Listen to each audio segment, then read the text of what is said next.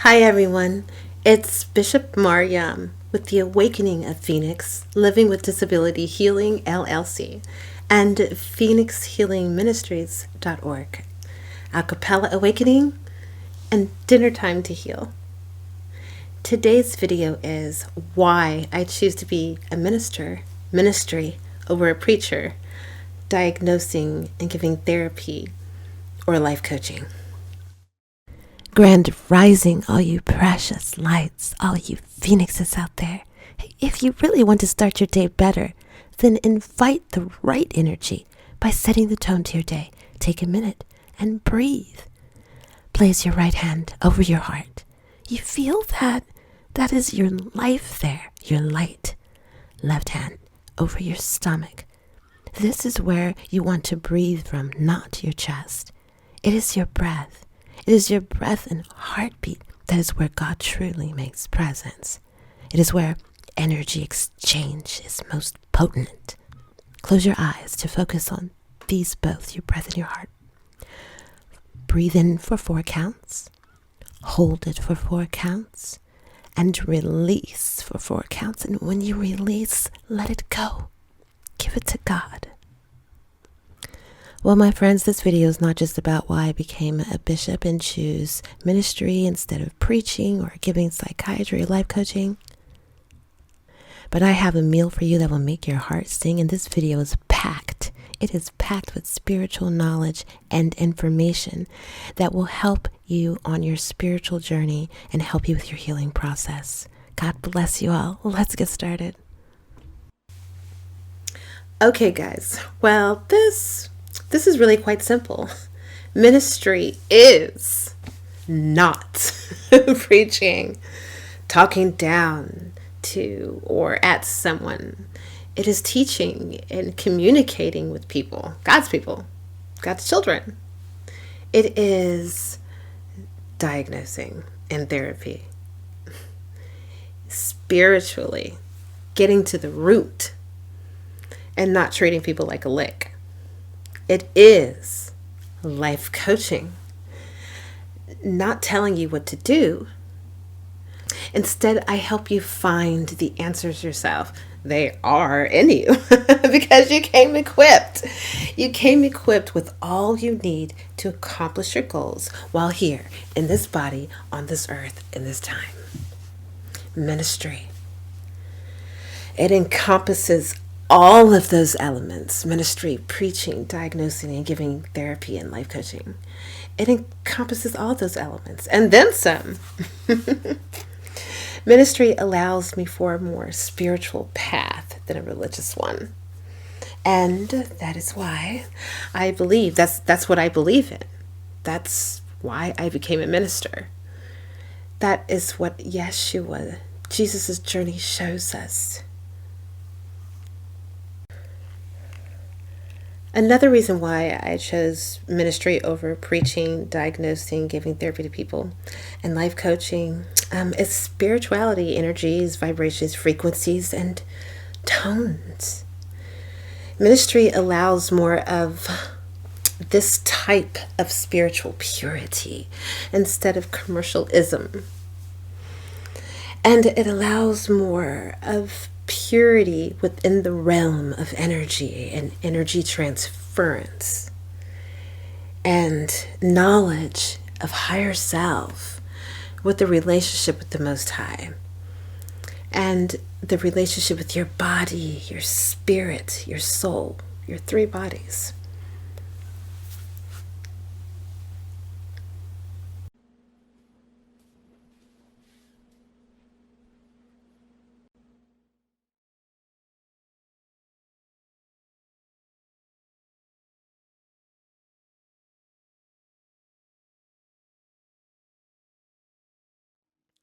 So, I have a little disclaimer here. I've been through some terrible trauma. I'm mentioning that first because I don't want anyone to drag that into my next statement as to why I chose ministry over preaching, diagnosing, giving therapy, or life coaching, or nursing. Because I have a background in nursing. But why choose ministry? Again, the spiritual aspect and the transfers of energy. Well, a spiritual minister is a medium.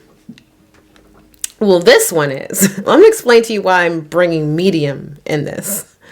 The really seasoned ones and gifted, chosen for this gift, are empathic, not empathetic. Well, of course we're empathetic. But empathic ministers are mediums.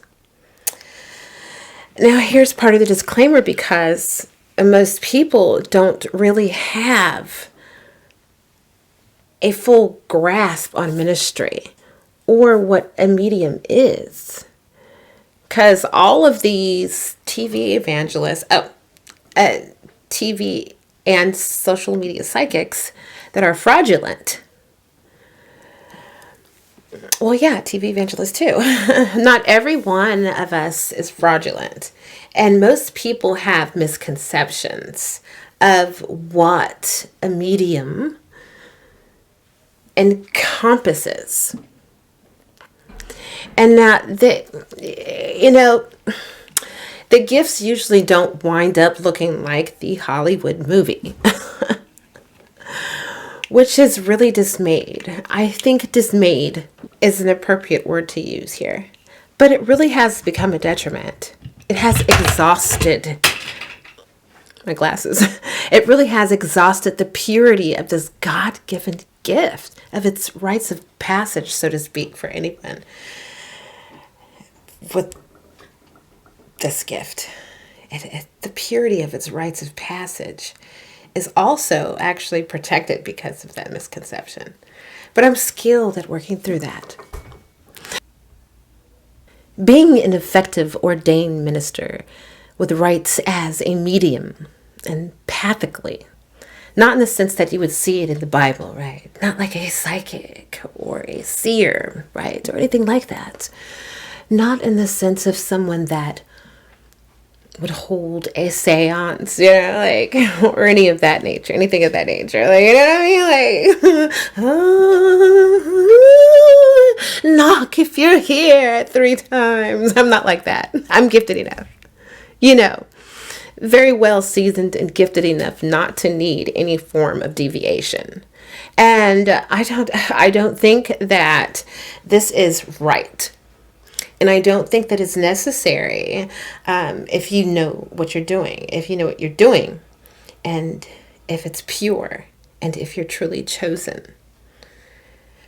More of, in a sense, well, let me just explain to you what I have grown to learn, what exactly a medium is. And I need you to understand that this is not something psychic, and that you need to understand that this is something we all do. We all possess this gift. And is gifted to us by the Most High. Not the devil. Not some book or some guru that can wake up your kundalini or whatever. It's just some of us are more aware of it. And have gotten brave. And helped its evolution by playing with it a little bit. You see, we all can do this. But what we have done is practiced with it. We were guided by the Most High. We trusted the Most High. That's what I've done.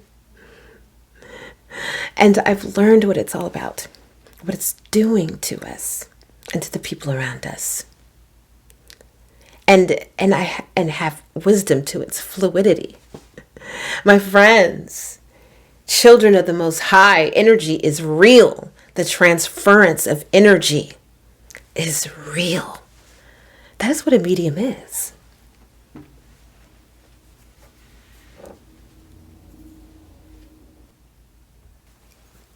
My friends, that is what a minister does.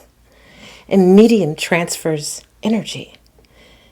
But we also transmute, help transitions and transformations. You think of the Latin word being middle. Here it is just a little more than just middle or mediate. Well, people with the gift do mediate. You know what I'm saying? Like, we do mediate. But it's just that this is not the whole description that fits here, because this is spiritual. It's not some type of craft. It's definitely not a power. Like, I can't yield it. I can't yield it at will. Like, I'm going to read this person and I'm going to find out some stuff. And then I'm going to tell him everything that I saw. It doesn't work that way. And what I'm talking about is a medium and more of a grounded definition here. Okay? So let's get into it. A medium can be defined. The actual definition is as the substance that transfers energy, light, to one substance to another substance, or from one place to another, or from one surface to another. And a medium acts as a carrier here. And the medium can transfer any form of energy, sound waves, light, and heat. And the medium is a substance through which a wave can propagate. So, some examples, besides a minister. Water. Water is the medium of the ocean waves, okay? Air. Air is the medium for which we hear sound waves. And the electric and magnetic fields are the medium of light. Here's a popular one. Money, dinero. Money is the medium of exchange, except especially the substance of which force acts, or where something is carried. So these are important key parts. Basically, medium is a condition or a degree, something by which or through something is done. So mediums can indeed include things like paint, ink, sculpting materials, fabric, glass, sound, or even living people. Yeshua. He was a master at transferring energy. He is the most popular example I could think of. Yeah. And another reason why ministry over preaching, diagnosing, giving therapy over life coaching, and because most mediums are empaths, and I am empath, and due to the trauma I've gone through, naturally. But I would choose naturally, but 90% of it is because of the lessons that I gained from it and what it did on the inside, not physically. I'm not saying what it did on the inside traumatically, causing trauma. And not just hormones and neurotransmitters, glands, and emotions. I'm saying what it did to me on the inside spiritually. A person who is heightened, has heightened energies, is empathic. And that's what it did. It heightened my intuition, my sensitivity to the energies, frequencies, vibrations, tones. It allows me to guide people instead of telling them what to do, think, feel, or act. And by doing this, infringing on their will. It's one of my gifts. I don't need to infringe on anyone's will. I truly can open it up in you, help you open it up in yourself, basically. It's one of the things I was blessed with, and within God's time. And I was blessed with it for allowing myself to graduate to a higher degree, to a higher level through a spiritual awakening. Spiritual awakening is a choice, and I chose it. And after that, I was chosen to do this. A medium can be defined, the actual definition, is as the substance that transfers the energy through light to one substance to the other. God bless you. God bless you, all of you light transfers, all of you who understand the transfer of energy. Just for a second, let me explain this key knowledge. Someone who is spiritual can be empathic, but they are different. Okay, so my spirituality is strong because of these gifts. I feel them best to be used through ministering to people. And there was a sequence of events that led it to this. Not preaching or talking down or at anyone, but with putting myself above anyone without actually saying it, putting myself above people, having a superiority. It's just in the air. You don't have to say it. People just carry that energy in the air, that vibe, that frequency, the energy or the tone. And all of this treachery that has been displayed through era after era, decades, centuries, with no change. I refuse to be a part of that. So because of that, I was chosen to do this. I truly feel deeply connected with the way that Yeshua went about his ministries. Jesus went about his ministries. He didn't preach. He taught what he had to give and did it bravely. It wasn't liked. Nobody liked it. It wasn't agreed upon because everyone else was doing something different than he. Nobody else liked the fact that he didn't follow along like them. He stuck out. And the non-preachers, the listeners, the learners, they loved it.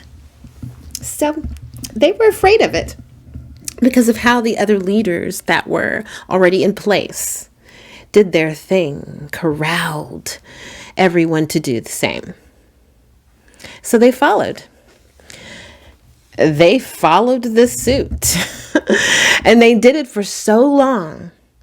To see someone like Yeshua, Jesus, skinny, poor, in rags, skinny, dark skin like brass, woolly hair. They didn't have straight hair or curly hair, it was woolly. Come riding on an ass. Talking about, I'm the Son of God. And I disagree with the way you all have been teaching. And well, I'm just going to teach this instead. They didn't like it. His religion was Judaism, but he didn't teach it. He taught his spiritual journey and his relationship with the Most High. And healing, his journey, his spiritual journey, he taught asking questions and taking a look at what is happening, evaluate, and change where it is needed, Let's try this now, because that's not working. They didn't like that. They didn't like that. He still did it.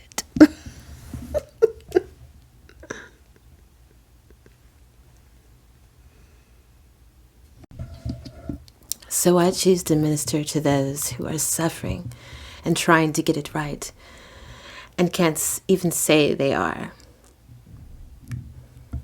I choose to minister to those living with disabilities like myself and physical ones, not just the physical ones, like POTS syndrome, loss of limb, loss of eyesight, or the mental ones, PTSD, depression, anxiety, But to minister to those who also have the disabilities that are spiritual in nature. The minister of healing to those who are trying to get back on their feet, who made bad decisions as a result of trauma. When trauma hits, You don't always have it together. In fact, you won't have it together. It makes everything fall apart. So you make bad decisions. That can be long lasting.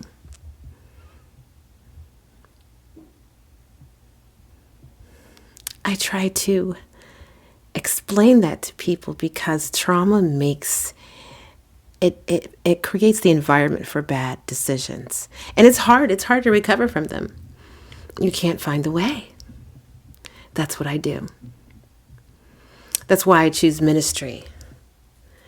And it's not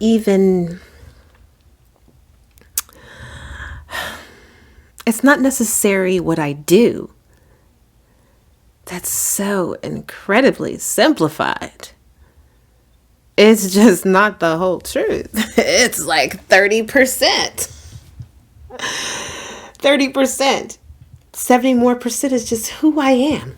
It's who I am. And it is who I am as to why I do what I do. So that, my friends, is why I chose ministry over preaching, diagnosing people and giving them therapy or life coaching. Because ministry, it is all encompassing. And it comes naturally.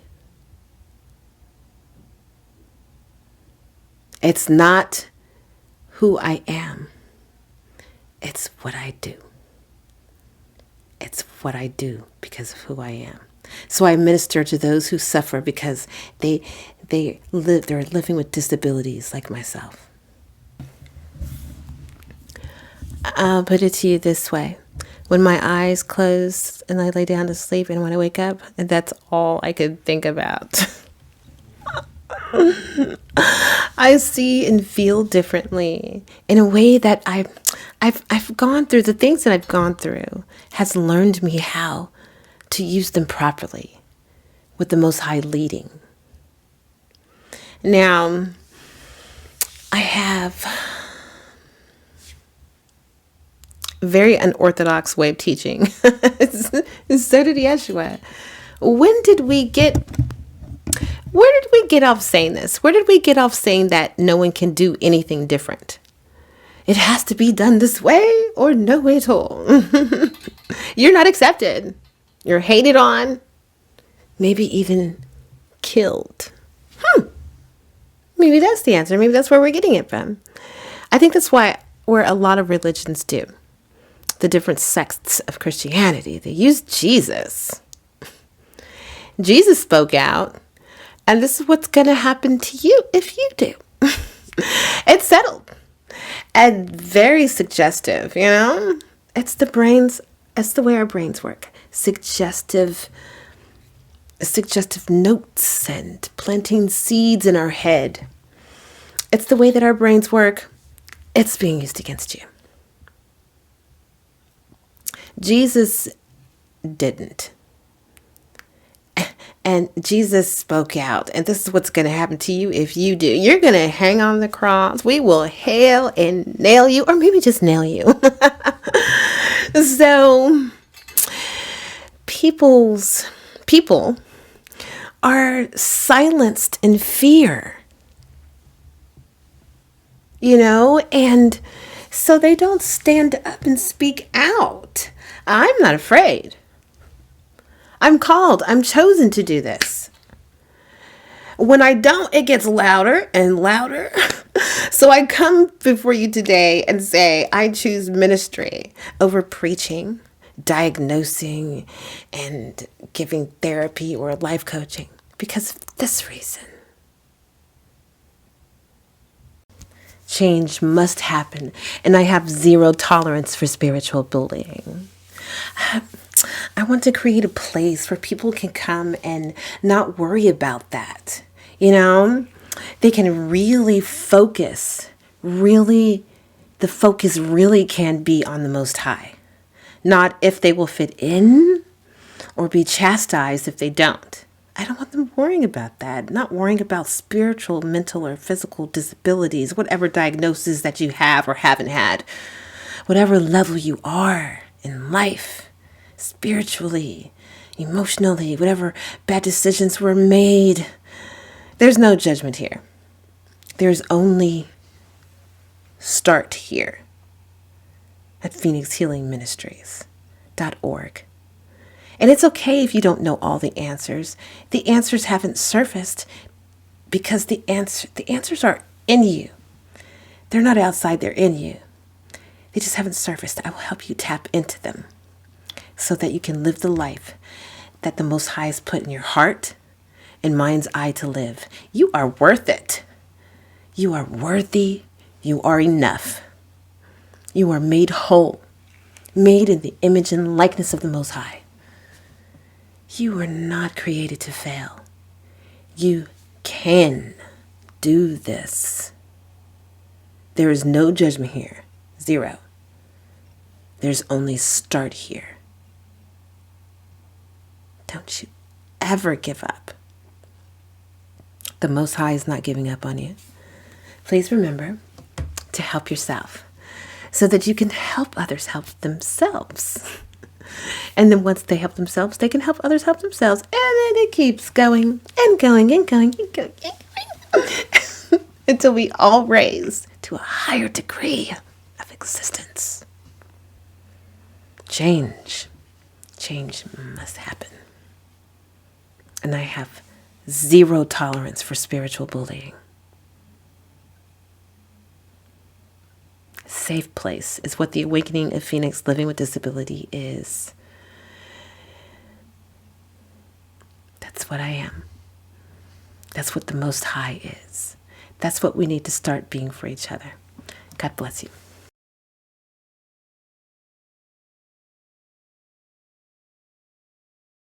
If you're still afraid to take that first step to change from victim to survival to actually living, if you're afraid, this is what it looks like. You just have a quick assessment, a prayer, meditation. We make a plan and we schedule a follow-up. It's as easy as that. Make the first step.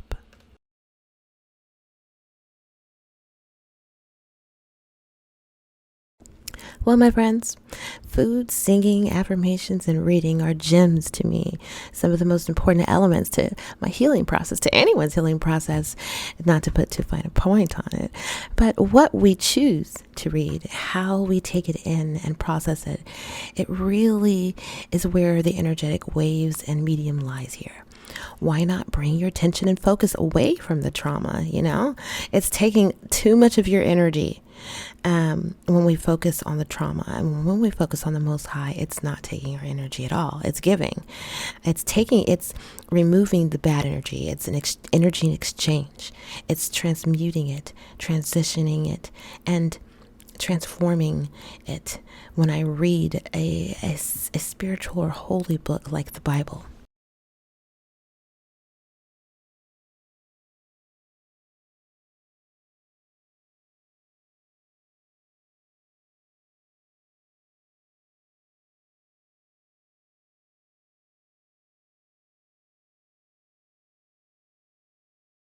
Now, don't act like you don't see this. You know this looks good.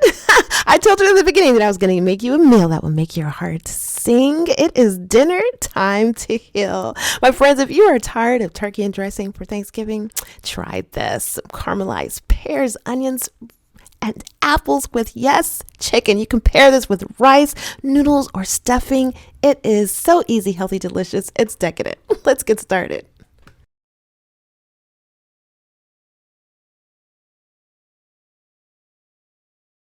Next, I have here one of the green varieties of pears, and it's a medium to large size. You want to go ahead and slice it in half and core it. You want to take out the seeds and that hard, bitter core.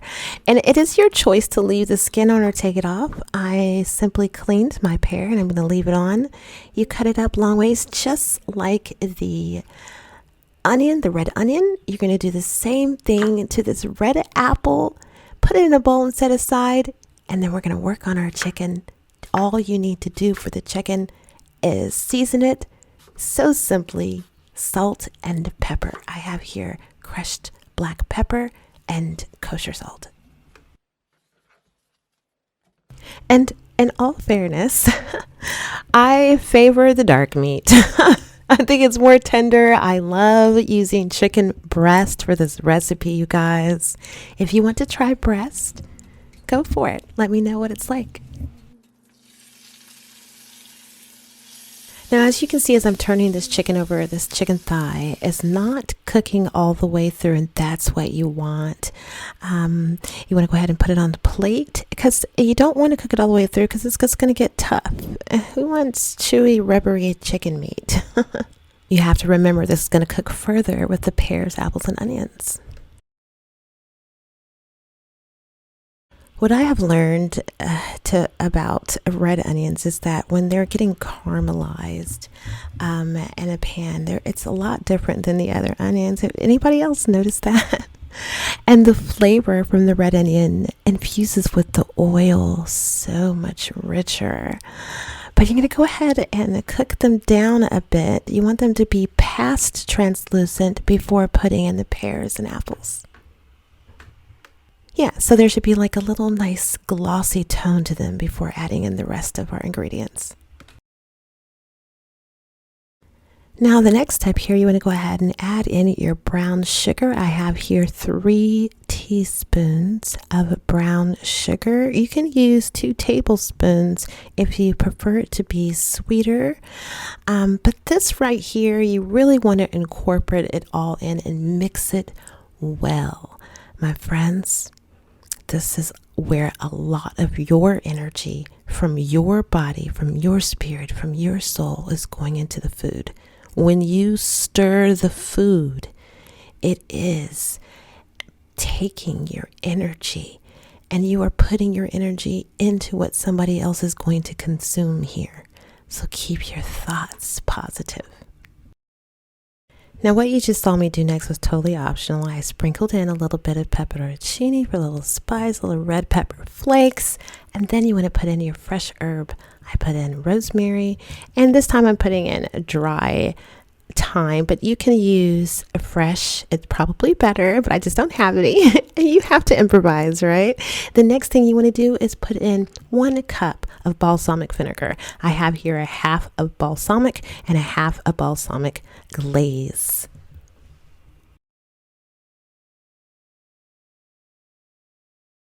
Now, my friends, you want to go ahead and stir this delicately.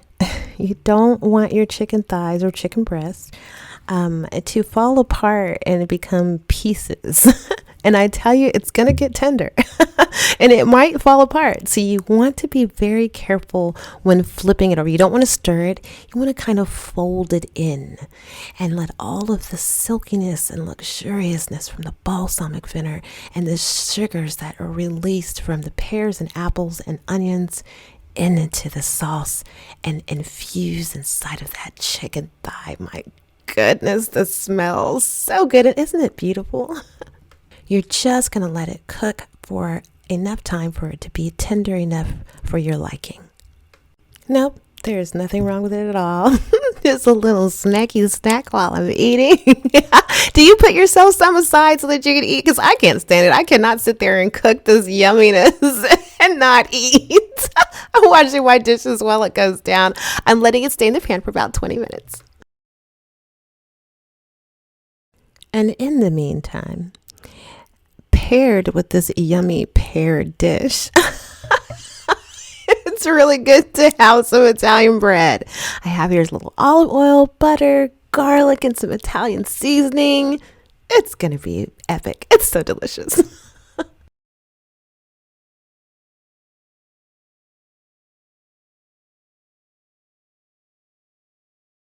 Okay, my friends, it is time to plate. The aroma is amazing. Oh my goodness, it smells so good. This is a perfect Thanksgiving meal substitute. There is totally a pun intended here when I say this dish pairs well with Thanksgiving stuffing, rice, noodles, or even just on top of a bed of lettuce, or eat it just the way that it is. The colors give you a visual that makes you feel warm, comforted, and it sets off a tone of giving security My friends, we are in October, November, and December. So if you had some bitter moments in your year, the sweetness will distract you from it all. It carries with it the perfect blend of spice as well. The textures are easy on the palate. And yes, I can't say enough about this dish. It's easy to make. It's easy to clean up. It's healthy. It's delicious. It's decadent. If you're tired of going it alone, want to start over by letting God lead, trusting in Him, and have a better quality of life despite any disability, give PhoenixHealingMinistries.org a call. 1-513-822-HEAL. That's 4325. Our Father God is good. Thank you, Jesus. Before you lay down to sleep, I want to remind you of this. Proverbs 17:22. A healing heart is good medicine, but a crushed spirit dries up the bones.